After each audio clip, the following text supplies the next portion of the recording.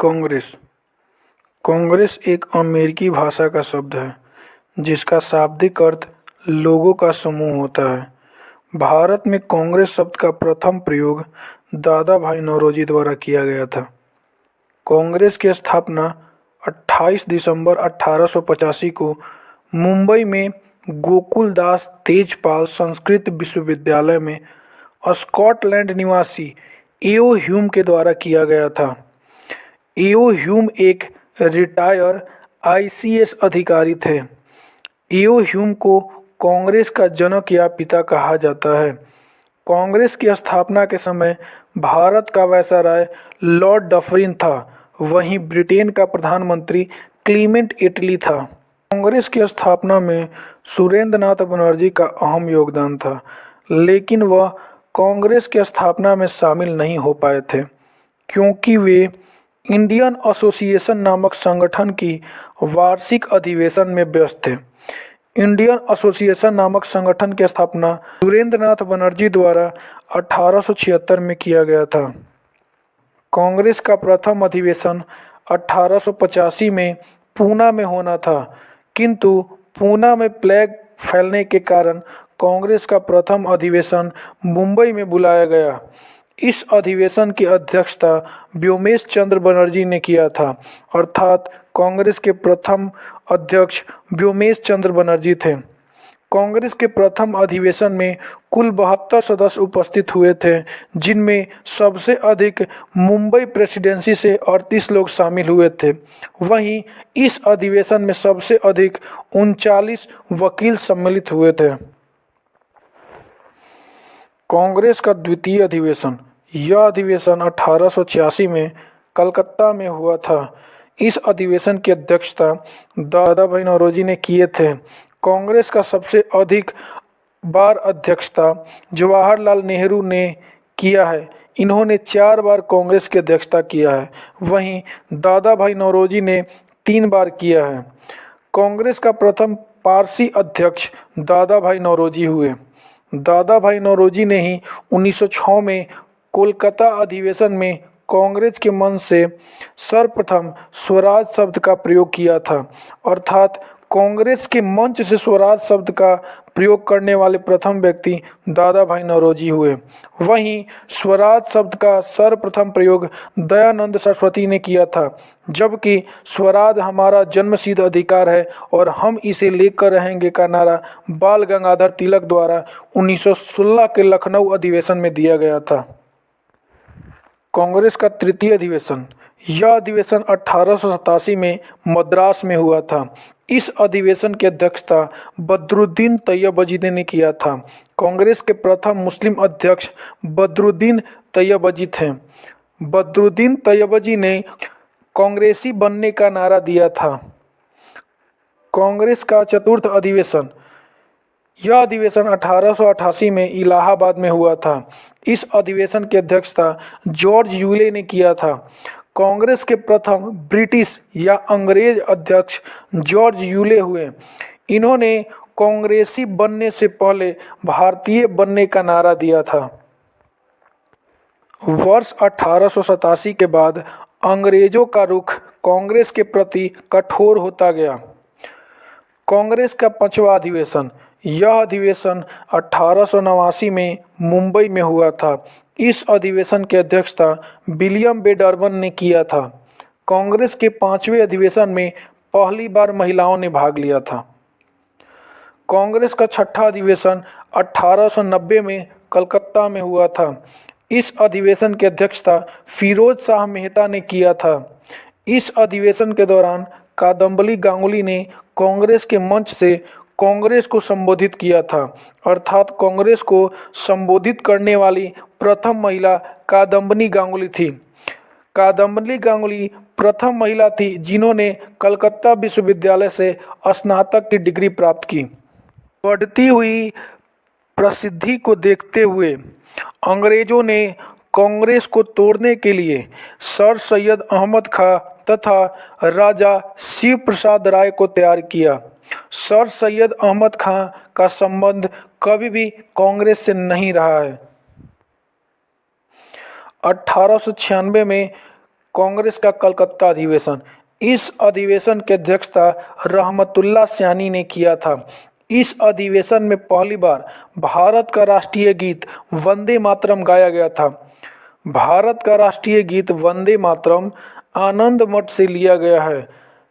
इस आनंद मठ नामक पुस्तक की रचयिता बंकिम चंद्र चटर्जी हुए। महात्मा गांधी दक्षिण अफ्रीका प्रवास के दौरान जब 1901 ईस्वी में भारत आए, तब वे 1901 के कांग्रेस के कलकत्ता अधिवेशन में पहली बार भाग लिए थे। कांग्रेस का 1904 का वार्षिक अधिवेशन। यह अधिवेशन मुंबई में हुआ था। इसकी अध्यक्षता सर हेनरी कॉटन ने किया था। इस अधिवेशन में पहली बार मोहम्मद अली जिन्ना ने भाग लिया था। कांग्रेस के 1904 के अधिवेशन में पहली बार मोहम्मद अली जिन्ना ने भाग लिया था। 1904 के अधिवेशन में ही गोपाल कृष्ण गोखले को विपक्षी दल का नेता का दर्जा दिया गया था। कांग्रेस के 1905 के अधिवेशन की अध्यक्षता गोपाल कृष्ण गोखले द्वारा किया गया था और यह अधिवेशन वाराणसी में हुआ था। 1907 का अधिवेशन। इस अधिवेशन की अध्यक्षता रास बिहारी घोष द्वारा किया गया था। इस अधिवेशन में पहली बार कांग्रेस दो भागों में बटा था, एक नरम दल और दूसरा गरम दल। कांग्रेस के सूरत अधिवेशन में कांग्रेस दो भाग नरम दल और गरम दल में बट गया। नरम दल वाले रास बिहारी घोष तथा गरम दल वाले लाला लाजपत राय को कांग्रेस का अध्यक्ष बनाना चाहते थे। रास बिहारी बोस का संबंध कभी भी कांग्रेस से नहीं रहा है। रास बिहारी घोष ने कांग्रेस का अध्यक्षता की है, ना कि बोस ने। 1908 का मद्रास अधिवेशन। इस अधिवेशन की अध्यक्षता रास बिहारी घोष द्वारा किया गया था और इस अधिवेशन में कांग्रेस के लिए संविधान का निर्माण किया गया था। कांग्रेस के संविधान नामक पुस्तक के रचयिता पट्टाभी सीतारमैया हुए। 1909 का कांग्रेस का वार्षिक अधिवेशन लाहौर में किया गया था और इसकी अध्यक्षता मदन मोहन मालवीय ने किया था। इस अधिवेशन में भारत का सबसे लोकप्रिय वायसराय लॉर्ड रिपन को घोषित किया गया था। अर्थात भारत का सबसे लोकप्रिय वायसराय लॉर्ड रिपन है, वहीं भारत का सबसे अलोकप्रिय वायसराय लॉर्ड कर्जन है। 1911 का कलकत्ता अधिवेशन। इस अधिवेशन की अध्यक्षता विशन नारायण धर द्वारा किया गया था और इस अधिवेशन में भारत का राष्ट्रीय गान जन गण मन गाया गया था। राष्ट्रीय गान जन गण मन के रचयिता रविंद्रनाथ टैगोर हुए। 1912 का बांकेपुर अधिवेशन। यह अधिवेशन बिहार के बांकेपुर में किया गया था, यानी कि बिहार में पहली बार अधिवेशन कांग्रेस का 1912 का हुआ और वह बांकेपुर में हुआ। वहीं बिहार में कांग्रेस का दूसरा अधिवेशन 1922 में गया में हुआ। बिहार में कुल कांग्रेस का दो अधिवेशन हुए। पहला अधिवेशन 1912 में बांकेपुर में, वहीं दूसरा अधिवेशन 1922 में गया में। 1912 के कांग्रेस के बांकेपुर अधिवेशन की अध्यक्षता आर.एन. माघोलकर द्वारा किया गया था। इस अधिवेशन में ही एओ ह्यूम को कांग्रेस का जनक या कांग्रेस का पिता कहा गया था। कांग्रेस के 1915 का वार्षिक अधिवेशन मुंबई में हुई थी। इसकी अध्यक्षता सत्येंद्र प्रसाद सिन्हा ने किया था। इस अधिवेशन में पहली बार भारतीय वायसराय लॉर्ड वेलिंगटन ने भाग लिया था। 1916 का लखनऊ अधिवेशन। इसकी अध्यक्षता अंबिका चंद मजूमदार ने किया था। इस अधिवेशन में ही बाल गंगाधर तिलक ने स्वराज हमारा जन्मसिद्ध अधिकार है और हम इसे लेकर रहेंगे का नारा दिया था। इस अधिवेशन में बाल गंगाधर तिलक के प्रयास से कांग्रेस के गरम दल और कांग्रेस के नरम दल एक हो गए थे। वहीं मोहम्मद अली जिन्ना के प्रयास से कांग्रेस और मुस्लिम लीग के बीच समझौता हुआ, जिसे लखनऊ समझौता कहा जाता है। बाल गंगाधर तिलक ने लखनऊ समझौता यानी कांग्रेस और मुस्लिम लीग के समझौते का विरोध किया था। दक्षिण अफ्रीका से वापस लौटने के बाद महात्मा गांधी सर्वप्रथम 1916 के लखनऊ अधिवेशन में भाग लिए थे, जहां उनकी मुलाकात बिहार के राजनेता राजकुमार शुक्ल से हुआ और राजकुमार शुक्ल ने 1916 के अधिवेशन में ही महात्मा गांधी को बिहार में चल रहे तीन-कठिया प्रणाली के बारे में बताया था। 1916 के अधिवेशन के दौरान सरोजिनी नायडू ने मोहम्मद अली जिन्ना को मुस्लिम एकता का राजदूत कहकर पुकारी थी।